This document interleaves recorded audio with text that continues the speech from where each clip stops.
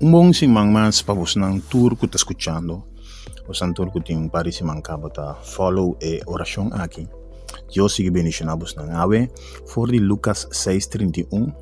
Esta bisa hasiku otro lo que boque panang hasikubo.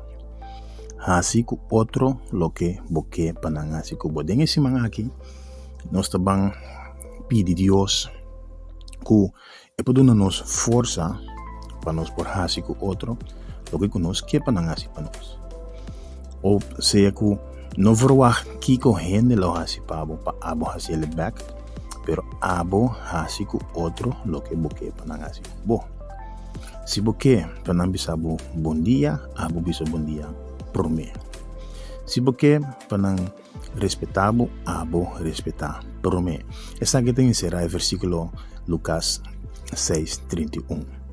Tratando nós agradecido, nós somos danki para esse man aqui, nós te pedimos para bendicionar esse man aqui, nós te pedimos para fortalecer-nos, dando-nos coragem para nós por assim com outro, lo que nós quer para não assim com nós.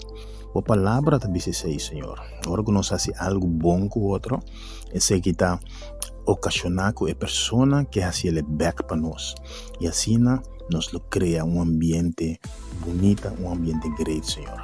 Bendición a cada uno que escucha, nos agradecemos em nome de Cristo Jesus.